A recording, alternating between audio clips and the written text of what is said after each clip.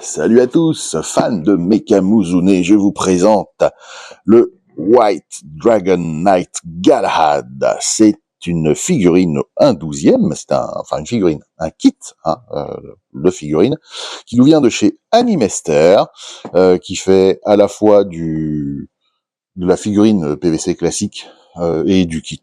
Voilà, une marque qui commence à se faire connaître. Les prix sont agressifs et la qualité est très très bonne par ailleurs. Vous voyez, il y a même un petit holo, Animester.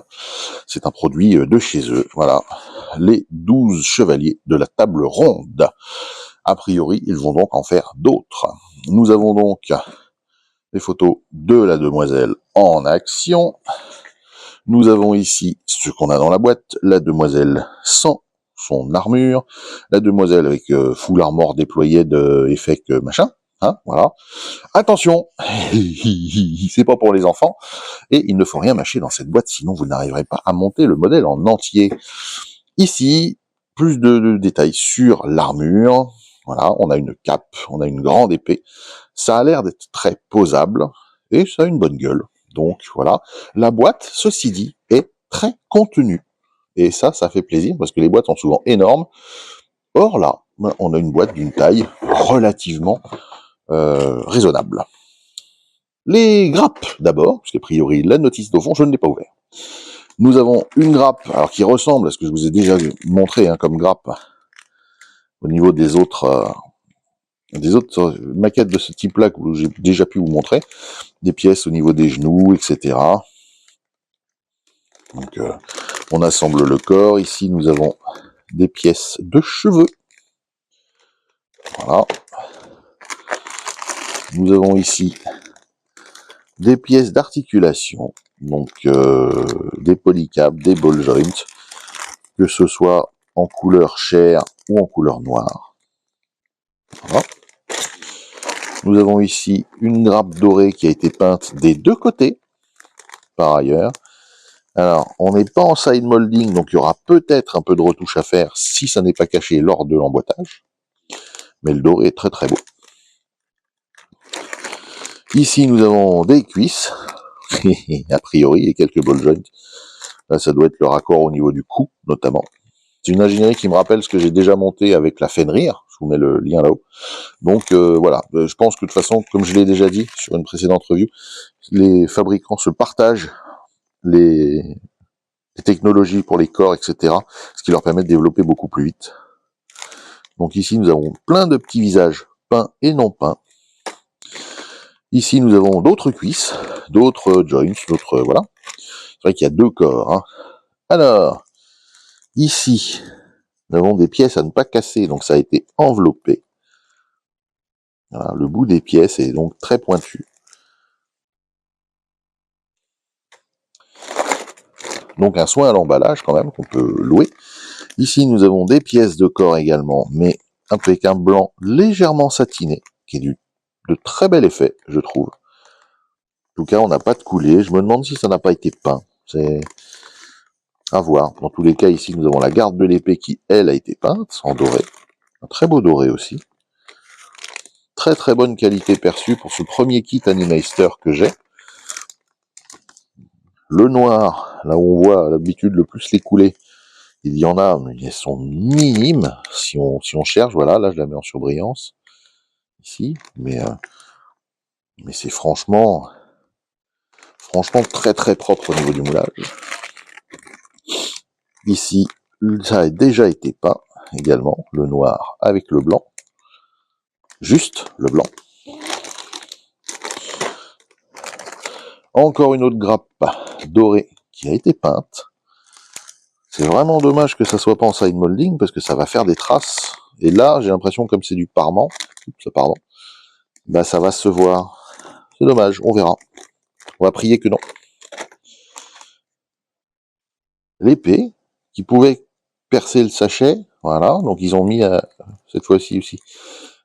Alors une protection qui ressemble à du tube sensible à la chaleur qu'on utilise en électronique pour quand on fait une réparation ou une soudure.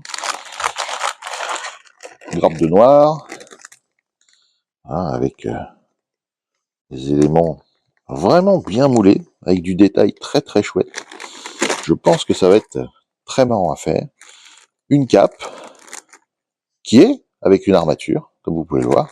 Donc on peut la rendre dynamique, ça c'est très cool. Un stand qui ne ressemble pas aux autres stands que j'ai pu avoir jusqu'à présent, qui est livré en 3 parties, voilà, avec un effet un peu sablé, voilà, des pièces bleues,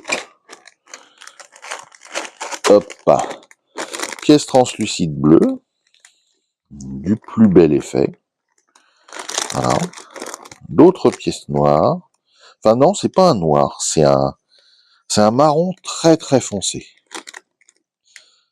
et en dessous on a les mains. Ici nous avons, hop là, une autre grappe blanche, avec des inserts dorés, comme on peut le voir.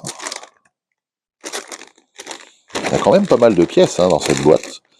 Et nous avons ici, alors c'est attaché, je vais, voilà, sortir la plaque sur laquelle c'est mis. Nous avons 2 grappes de pièces identiques, mais pas de la même couleur. Nous avons les très très beaux translucides au reflet irisé. Voilà, donc ça sont les effect parts, quand ça déploie ses ailes, plus ou moins, attaque spéciale, j'en sais rien. Et les beaucoup plus classiques, bleus, transparents. Enfin, transparents, oui, ça reste transparent. La finition est vraiment chouette. Et en dessous, nous avons donc une planche de décale. Voilà. Enfin, 2. Nous avons une carte, si jamais il y a un souci, pour faire l'après-vente. Et nous avons la notice que nous allons détailler maintenant, et qui ressemblera forcément à ce qu'on a déjà pu voir sur d'autres produits du même style. Voilà, ne rien mâcher dans la boîte, sinon on ne peut pas monter le modèle. La liste des grappes. Donc là, voilà, on a tout ça quand même. Et ensuite, on assemble d'abord le bare body, donc celui qui est nu, celui qui n'a pas d'armure, donc la tête. Alors c'est une notice tirée des vues 3D. C'est pas mal. Bon, ça manque de couleur quelque part, mais c'est pas mal. Après, avec la référence des pièces, normalement, on s'en sort. Donc la tête, le cou, le torse, en plusieurs parties. Ensuite, les bras, bizarrement. Ensuite, les jambes. Et oui, et oui. Et ensuite, on assemble le tout. Et on attaque le body, enfin le corps, qui possède justement l'armure. Avec, devinez, eh bien, le même enchaînement, mais avec un peu plus de pièces d'ornement pour pouvoir faire justement cette version un peu blindée. Elle est en armure, c'est un blindage, c'est une sorte de blindage, c'est pas la peau toute seule. Et on voit qu'il y a beaucoup plus d'étapes, que ça soit pour les hanches, les jambes, les bras. On a plusieurs possibilités au niveau de la tête, ça c'est, voilà, donc il y a un gros sac à dos avec la possibilité de plugger justement les ailes, et sur ces ailes, on peut mettre les pièces translucides ou avec effet, avec reflet qu'on a vu. C'est aussi la manière d'accrocher la cape, voilà. Bizarrement, on accroche là. Ça, c'est au niveau des pieds-pieds, voilà. Hop, donc au niveau de l'arrière des bottes, enfin des bottes des mollets. Ah non, même pas des bottes. Ça, c'est les emplacements des décales, et il y en a quelques-uns. C'est vraiment dommage que ça soit pas en couleur, pour le coup. Vu la qualité du kit, c'est dommage. On s'en sort, mais c'est dommage. Ici, nous sommes toujours dans les décales.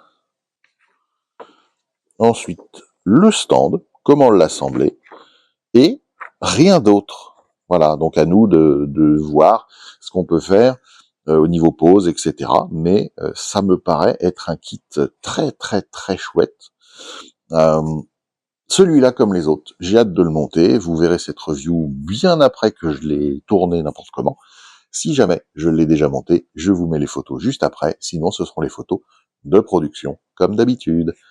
Moi, je vous dis à bientôt. Merci à vous de continuer à me suivre. Bienvenue aux nouveaux visiteurs et abonnés. N'hésitez pas à poser vos questions. J'y répondrai forcément, sauf si c'est du spam. Même si c'est des bêtises, en général, je réponds. Et oui, on a une réputation à tenir à la Factory. Ciao, ciao!